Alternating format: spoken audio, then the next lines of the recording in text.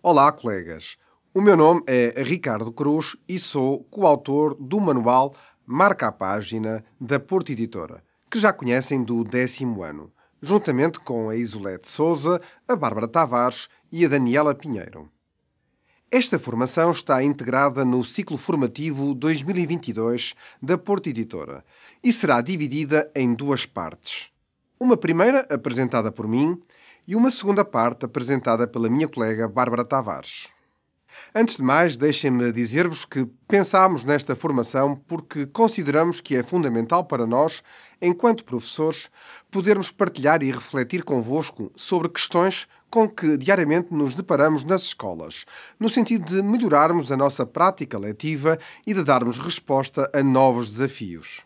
E já que falamos de desafios, ao longo destas últimas semanas, viajámos pelo país, contactando com inúmeros colegas a quem pedíamos que, acedendo à plataforma em linha menti.com, respondessem à pergunta: que escola temos?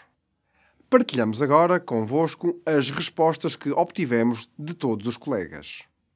Esta é a concepção sobre a escola que temos, que resulta da auscultação que fizemos aos professores de norte a sul do país e também da região autónoma da Madeira.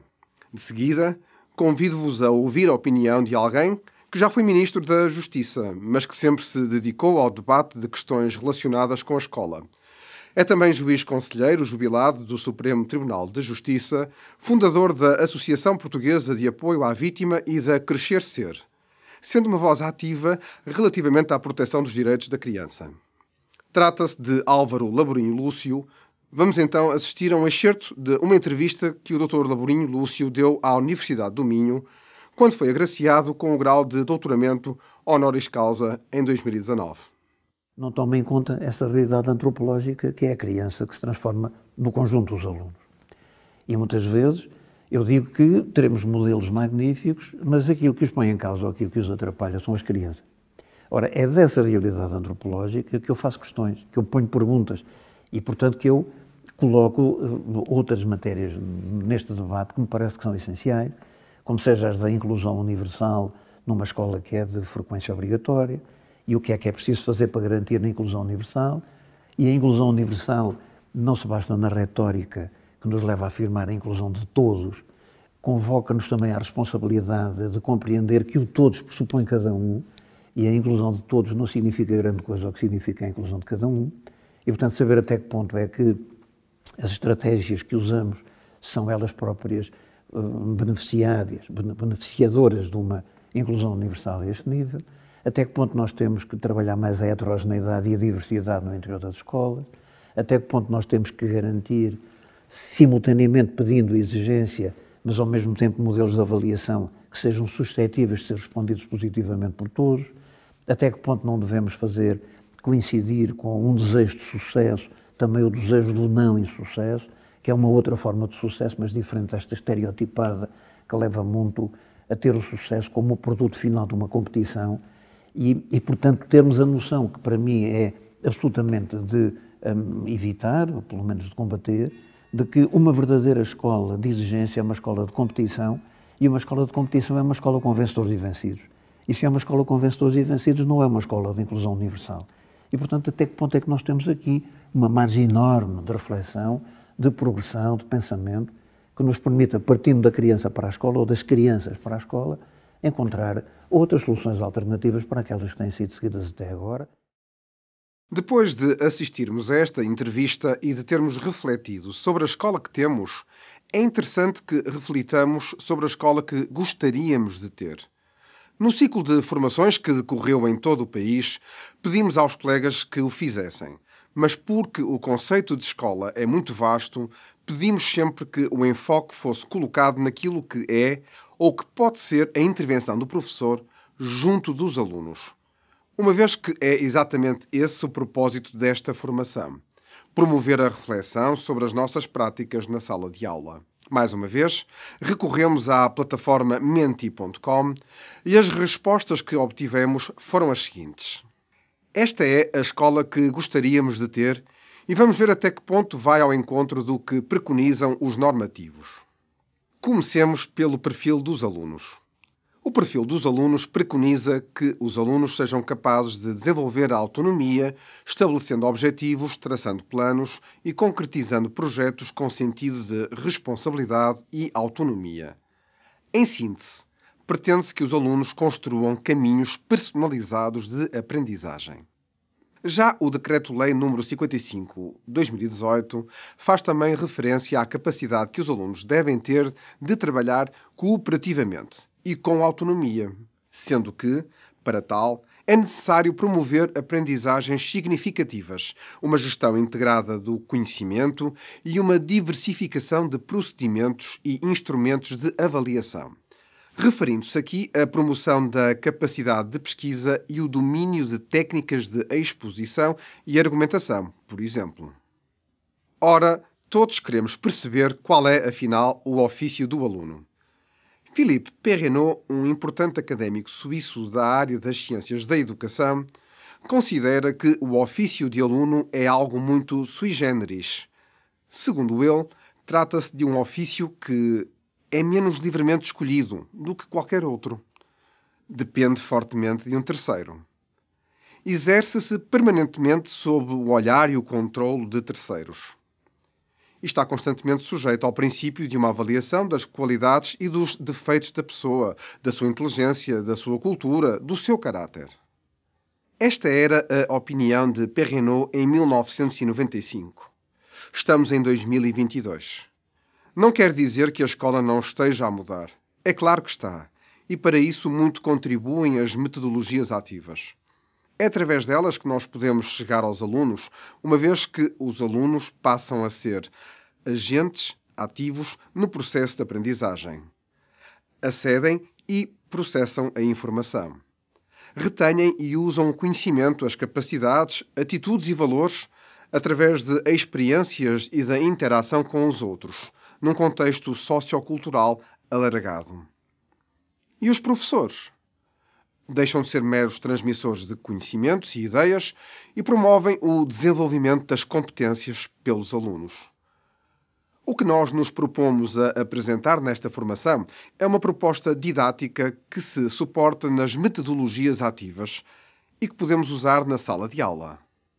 Esta forma de trabalhar vai ao encontro da aprendizagem autónoma, uma vez que o aluno tem acesso a um guião e, através dele, percorre autonomamente o seu caminho de aprendizagem.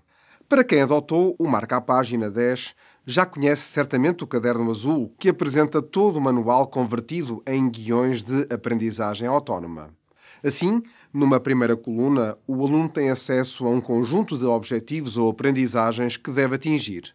Numa segunda coluna, que tarefas deve desenvolver para atingir o objetivo, sendo que aqui são apresentados também diferentes recursos, como vídeos, áudios.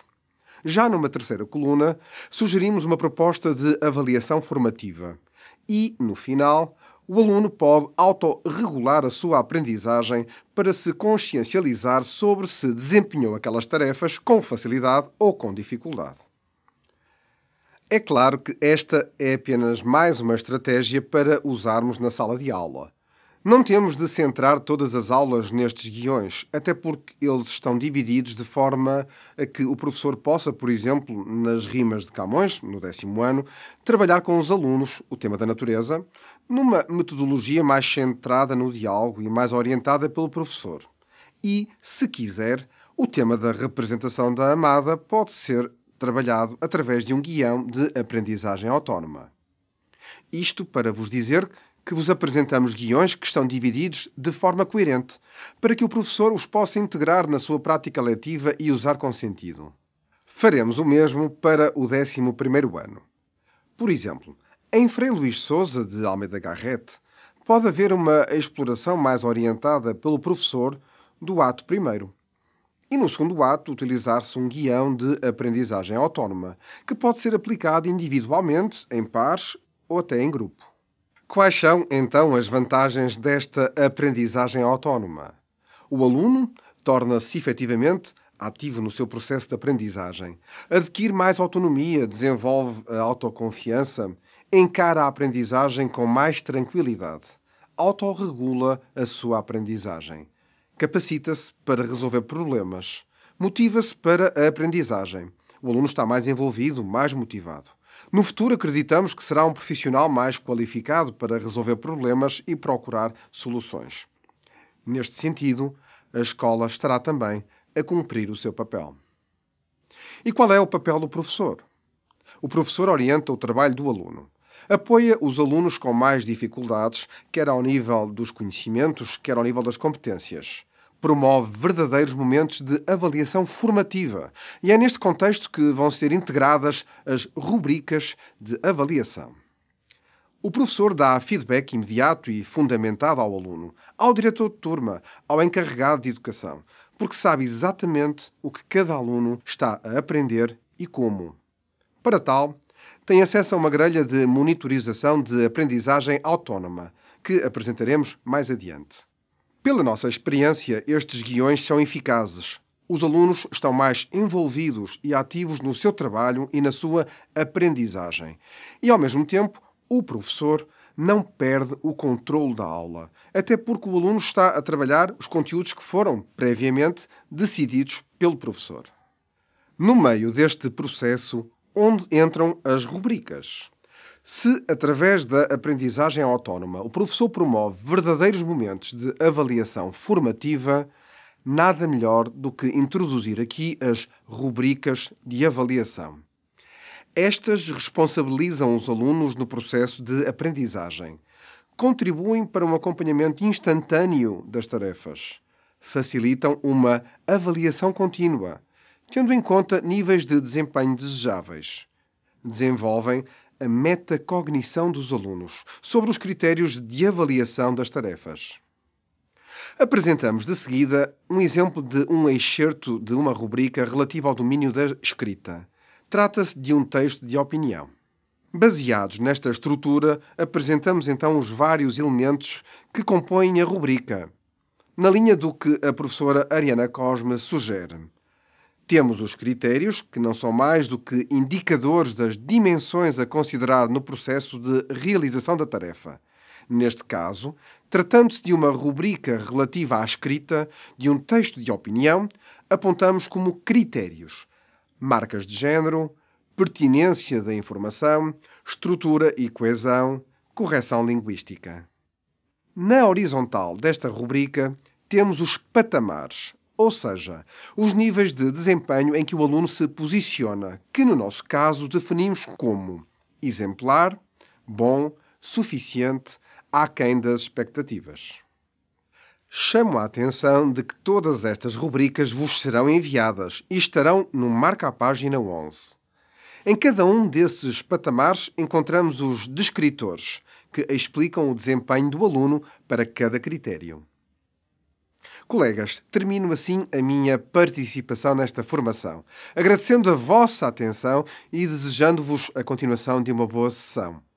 Na segunda parte, a minha colega Bárbara Tavares apresentará uma proposta concreta sobre a operacionalização de um guião de trabalho autónomo, através de uma subunidade dos Maias do 11º ano.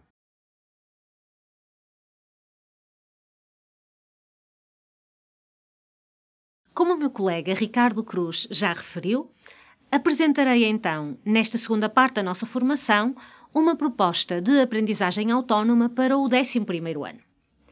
Para começar, chamo a vossa atenção para os documentos que disponibilizamos e que vos serão facultados. Assim, terão acesso a um guião de aprendizagem autónoma, uma proposta de trabalho, um Wakelet com recursos para consulta, um conjunto de rubricas de avaliação das propostas de oralidade e escrita. Todos estes documentos são para facultar aos alunos. Para o professor, estarão também disponíveis as soluções e a grelha de monitorização do trabalho do aluno. Aqui têm, à semelhança do que vos foi apresentado anteriormente, um guião de aprendizagem autónoma realizado especificamente para esta formação sobre os meias. Numa primeira página, o aluno tem então acesso aos conteúdos dos diferentes domínios que irá trabalhar, bem como às aprendizagens essenciais que serão mobilizadas. Fica também a saber quais os materiais de apoio e a metodologia de trabalho a seguir. Colegas, claro que não temos de dar esta primeira parte aos alunos. No entanto, este documento é aquele que fundamenta o trabalho que vai ser desenvolvido e que apresenta uma visão global do mesmo. Já na segunda página, o aluno encontrará aquela tabela de que falamos na primeira parte desta sessão, dividida, então, como já vimos, numa primeira coluna em objetivos ou aprendizagens que o aluno deverá atingir, numa segunda coluna que tarefas deve desenvolver para atingir o objetivo, sendo que aqui são também apresentados diferentes recursos, como as rubricas e outros materiais para consulta. Já numa terceira coluna, o aluno vai encontrar uma proposta de avaliação formativa e, no final, poderá regular a sua aprendizagem para tentar perceber, então, se desempenhou aquelas tarefas com facilidade ou com dificuldade.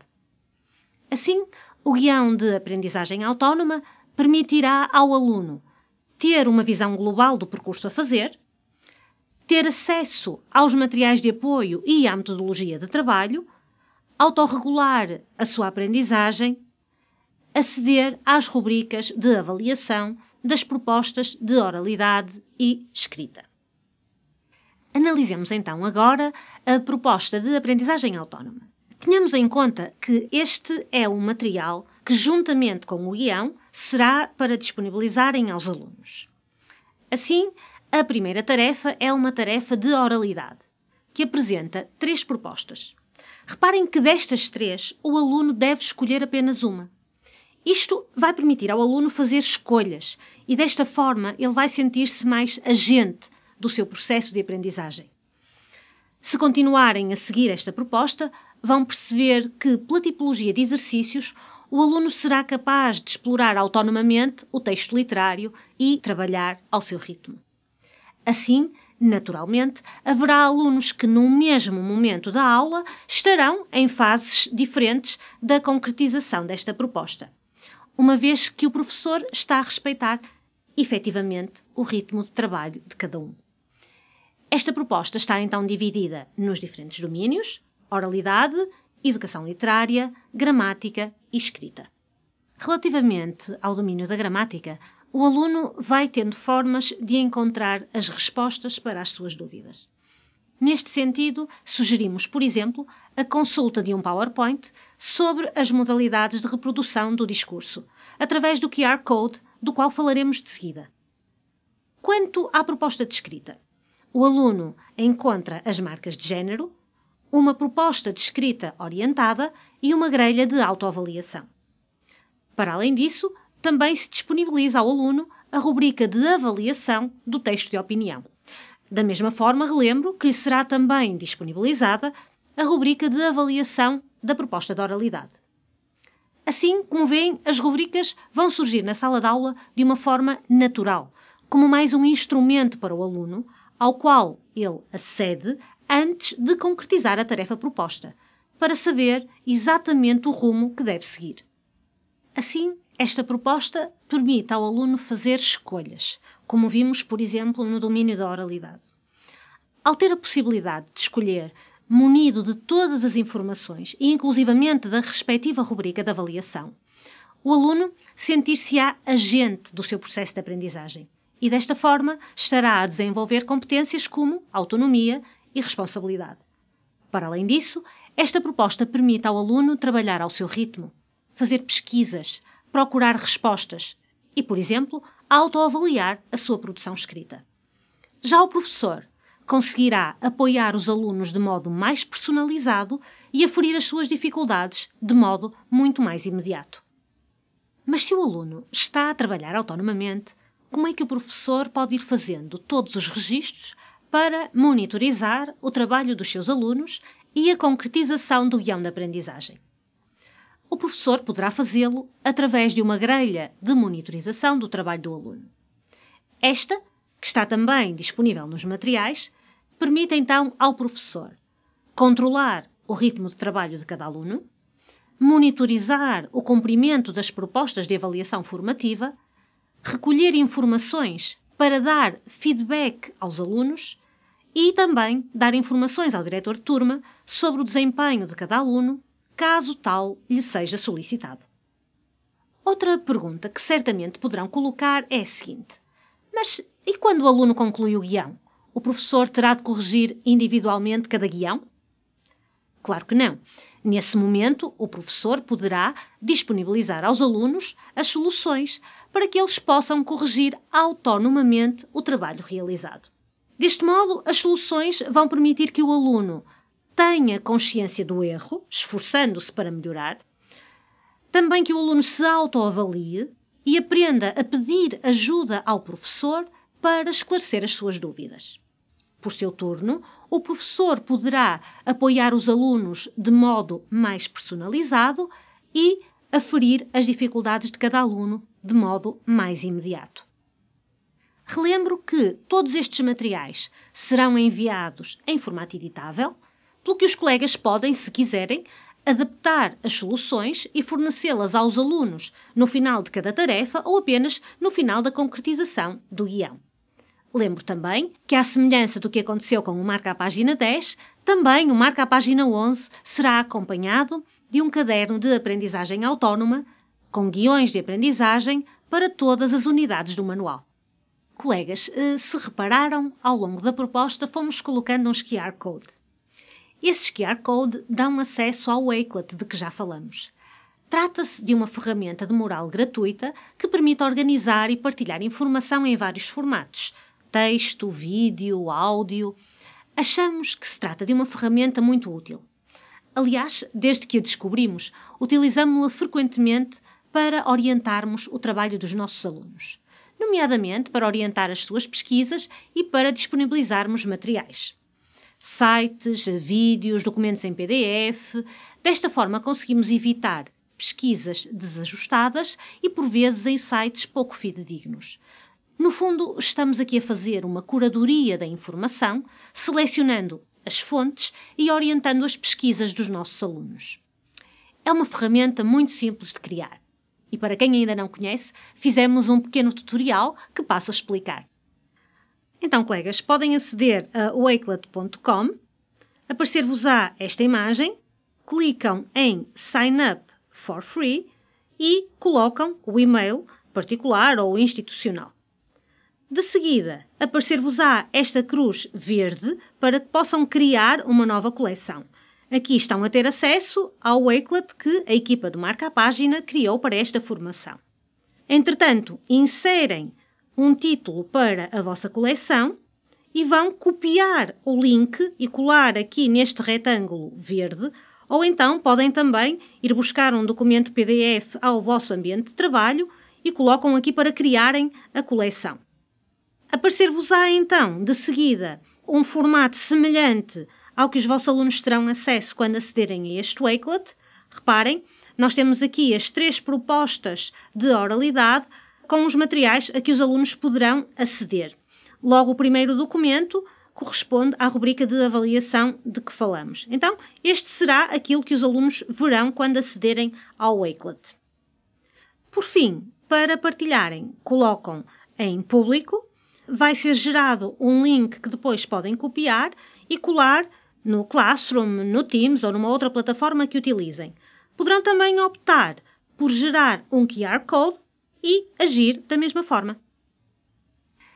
Em síntese, colegas, ao longo desta formação, apresentamos então uma proposta de trabalho autónomo para o 11º ano, exploramos o potencial de uma ferramenta digital, o Wakelet, e mostramos como as rubricas de avaliação podem surgir na sala de aula de uma forma integrada e coerente com as nossas práticas. Colegas, gostávamos de terminar com uma máxima de Ken Robinson. As escolas devem dizer como pensar e não o que pensar. A equipa Marca à Página acredita que é através desta partilha de estratégias e deste clima de entreajuda entre professores que juntos descobriremos novas formas de estar na escola, novas formas de ver a escola, mas, sobretudo, novos caminhos para construirmos a escola que todos gostaríamos de ter. Muito obrigada por nos terem acompanhado nesta formação. Caso nos queiram contactar, estamos disponíveis através do endereço de correio eletrónico que deixo a seguir. Obrigada e até breve.